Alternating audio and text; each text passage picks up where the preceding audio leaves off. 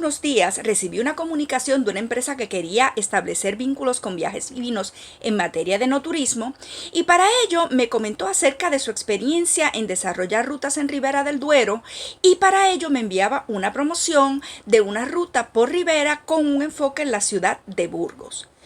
¿Cuál fue la sorpresa? Que para ilustrar toda la información que envió, utilizaban una foto de ese mítico punto de la curva del río Douro que enfrenta a la Quinta das Carvalhas, a Quinta do Bonfim y la Quinta da Roeda en la ciudad portuguesa de Pinhão.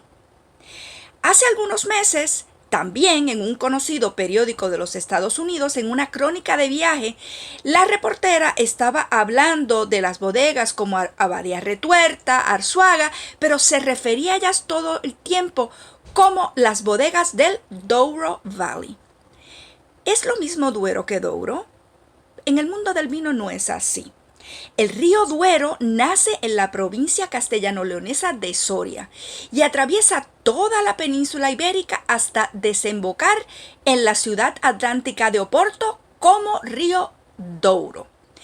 Hay diferencias entre un territorio y otro que está bañado por el río y a lo largo del cual encontramos siempre viñas. Por ejemplo, desde España, donde nace, pasamos la Ribera del Duero, el Duero baña también Rueda, Cigales, Toro, Tierra del Vino de Zamora, hasta llegar a los arribes de Duero fronterizos con Portugal. Una vez traspasa la frontera, el Duero tiene como zona vinícola estelar el Douro portugués. Comencemos. Las altitudes en España y en Portugal no son las mismas. La meseta castellana es muchísimo más alta. Y la parte portuguesa, obviamente, cerca de la desembocadura del mar, pues tiene unas altitudes menores. Suelos. Los suelos en España, por ejemplo, en la Ribera del Duero, tenemos caliza, tenemos arcillas en el subsuelo, tenemos zonas pedregosas, tenemos también cantos rodados, arenas en toro. Y es únicamente cuando se llega a Arribes de Duero que empiezan las similitudes con el Douro, porque son los suelos graníticos y de pizarra, que en el Douro se conoce más bien como esquisto, que es una pizarra que se puede casi deshacer. Clima.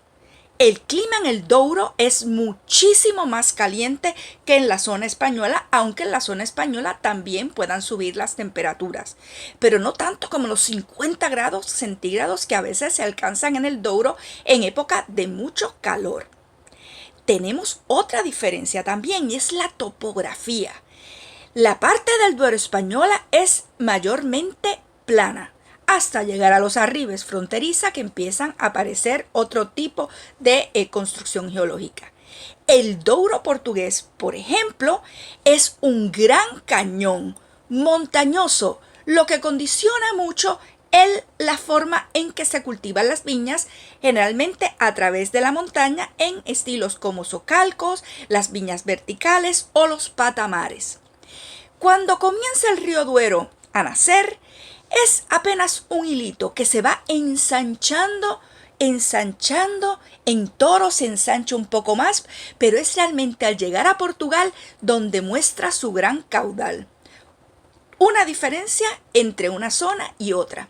También están las variedades. Si bien es cierto que entre Portugal, en las zonas del Duero español y en Portugal, en el Douro portugués, se cultivan algunas variedades similares, como por ejemplo la Tempranillo, que en Portugal se conoce en la zona del Douro como Tinta Roriz. También tenemos la Alfrocheiro, que en lugares como España es la Bruñal y se utiliza en los arribes de Duero. Pero por ejemplo, la Touriga Nacional es una uva mucho más portuguesa, que hay alguna plantada en Castilla-León, pero sin certificar.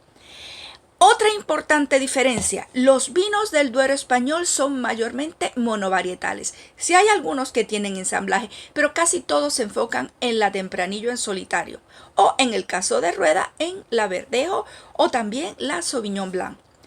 En el Duero, a través de la frontera, llegando al Douro, el Douro tiene un gran patrimonio de cepas autóctonas que, si bien existe en España, es quizás más prolífero en Portugal, y en el Douro especialmente hay muchísima colección de distintas variedades y muchos de los vinos, quizás su mayoría, se elaboran en carácter de ensamblaje en lugar de como monovarietal. Por eso es que no podemos hablar indistintamente de Duero y de Douro. El Douro, en materia de certificación, es la zona vitivinícola demarcada y reglamentada más antigua del mundo. Sucedió en 1756. Por su parte, en España, zonas como la Ribera del Duero, aunque allí se ha elaborado vino por mucho tiempo, han sido certificadas con denominación de origen mucho más tarde, en 1982, y otras de la región castellano-leonesa también en el siglo XXI y con siglos de diferencia a la que lo hizo el Douro. Son vinos distintos, son zonas distintas, perfiles también diferentes. Por lo tanto, lo dice la etiqueta. Douro, Ribera del Duero, dos contraetiquetas diferentes. Y lo dice la etiqueta. Douro Valley, Ribera del Duero.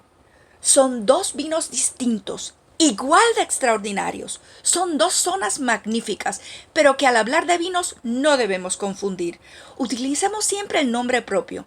Cuando hablemos de la zona del Douro, el río en Portugal, refirámonos al Douro, que además tiene como diferencia que no solamente elabora vino tranquilo, tiene también los fortificados de Oporto, tiene también vinos espumosos y tiene también los magníficos moscateles del Douro.